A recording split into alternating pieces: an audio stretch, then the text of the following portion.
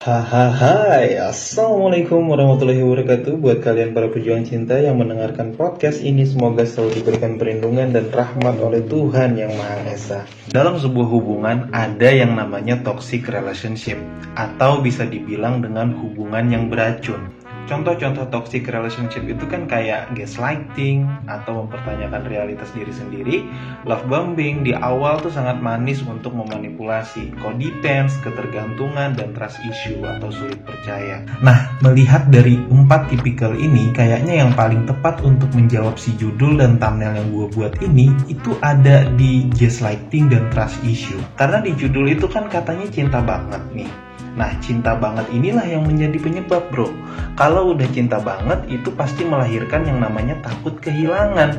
Nah, takut kehilangan ini sering banget diikutin dengan trust issue dan kehilangan jati diri. Oke, gue mau bahas itu deh ya. Penasaran? So, dengerin ini dengan serius, perbaiki posisi duduk dan rebahan kalian, kencangkan suara headset, dan mari kita mulai.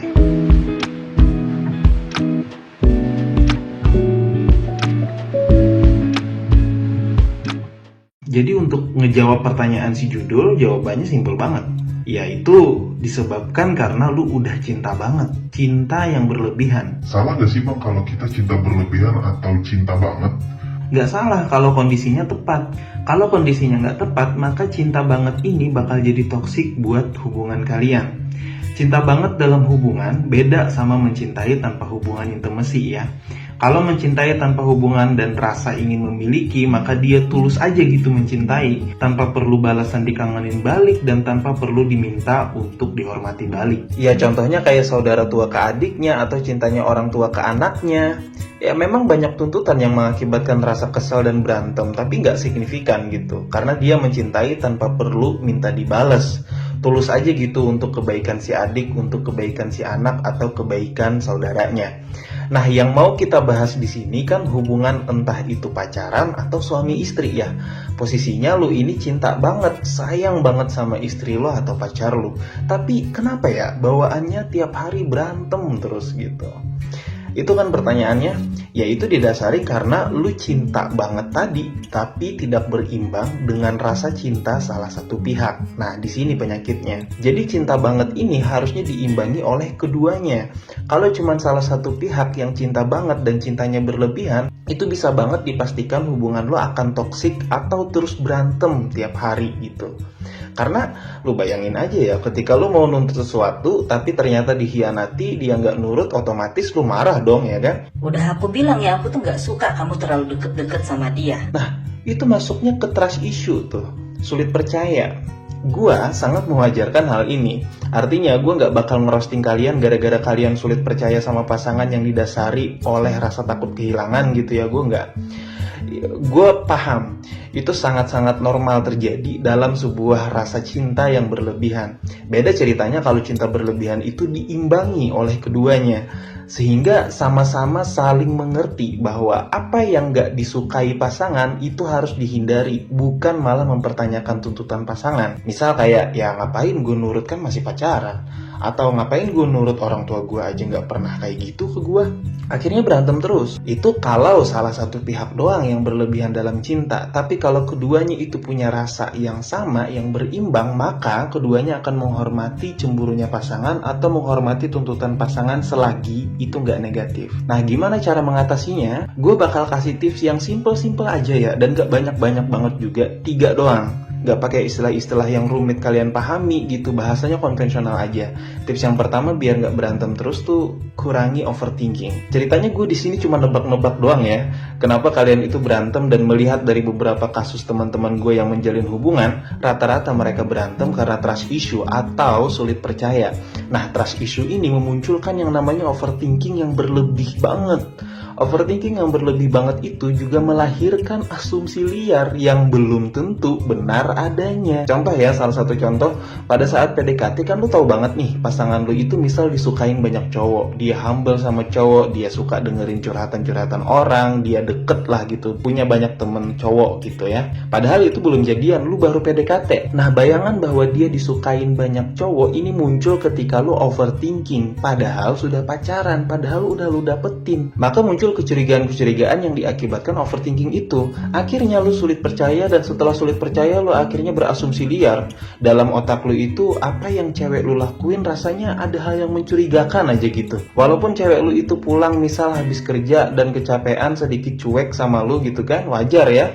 Tapi lu berasumsi liar bahwa perubahan sikap dia itu karena dia punya lelaki lain.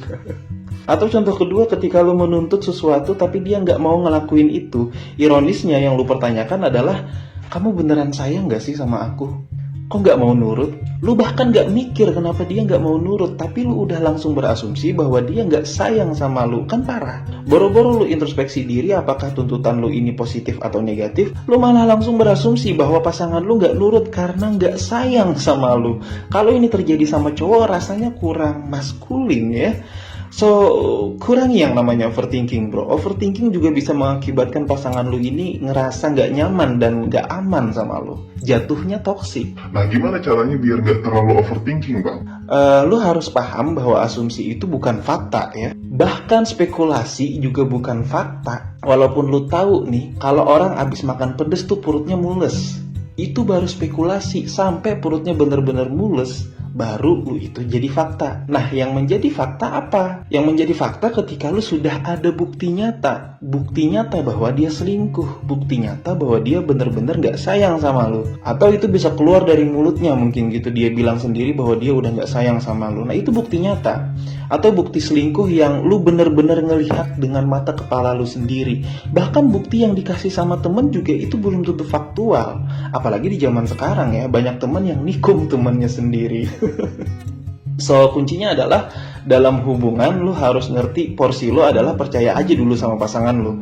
Ketika lu punya rasa curiga berlebih, ya nggak perlu juga setiap hari lu cek handphonenya, lu cek dia ngapain gitu kan. Itu bukan hanya membuang-buang waktu lo, itu juga menumbuhkan toksik di kepala lu. Toh potensinya sama, 50-50, 50% asumsi lu benar, 50% asumsi lu salah. Cara bijaksananya adalah ketika lu benar-benar ngerti bahwa potensinya sama, 50% benar, 50% salah, maka yang harus lu pilih adalah positif dulu, bahwa 50% mungkin asumsi gue salah.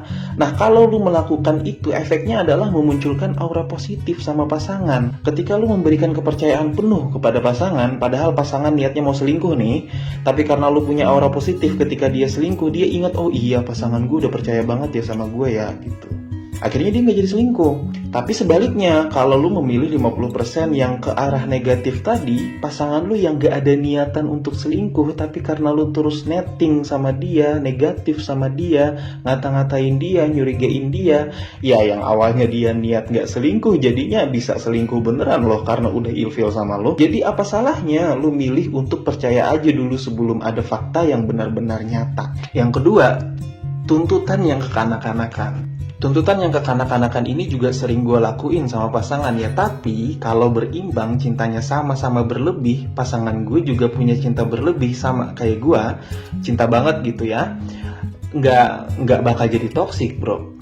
Contoh tuntutan yang kekanak-kanakan tuh, misal setiap hari lu chat sama dia, terus dia jawabnya iya doang, gak pakai sayang di belakangnya, lu marah gara-gara itu. Karena kan biasanya pakai sayang, kok dia tiba-tiba nggak pakai sayang gitu. Nah, kalau hal sepele kayak gini lu tuntut, lu permasalahkan dan berantem gara-gara ini, hasilnya juga nggak sehat bro. Atau tuntutan kekanak-kanakan lainnya nih, misal kayak dalam 24 jam cewek lu harus lapor ke lu gitu. Kalau dia lupa ngabarin 1 kali aja, kalian berantem. Nah, itu juga nggak sehat. Kali lagi, tuntutan yang kekanak-kanakan ini karena rasa cinta yang berlebihan atau cinta banget yang memang harus diimbangi oleh keduanya. semuanya. Seharusnya gitu. Nah, itu sedikit lu rubah, bro. Gak usah banyak-banyak, sedikit aja lu rubah perlahan-lahan dan lebih banyak memaklumi pasangan selagi itu bukan kesalahan yang fatal. Yang ketiga, jangan sampai kehilangan jati diri. Jangan sampai kehilangan jati diri di sini maksudnya bukan jati diri lu doang ya, tapi jati diri pasangan lu. Jangan sampai lu buat pasangan lu itu kehilangan jati dirinya.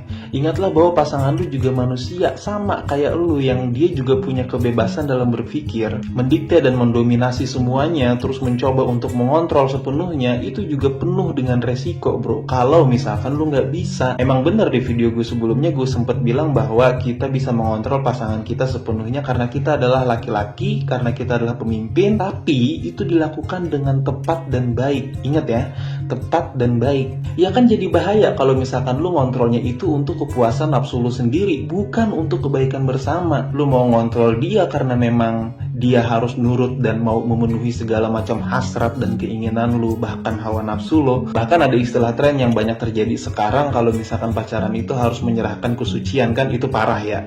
Kalau misalkan lu nggak mau menyerahkan kesucian lo, berarti lu nggak sayang sama gua, kan ngeri gitu. Atau dalam satu waktu pada saat teleponan dia nggak mencium lu gitu ya, terus lu berantem gara-gara itu, kan parah ya. Jangan sampai pasangan lu juga kehilangan jati dirinya. Sebelum dia pacaran sama lu nih, dia punya produktivitas yang tinggi, misalnya dia seorang wanita yang mobile gitu, suka bersosialisasi, suka berorganisasi.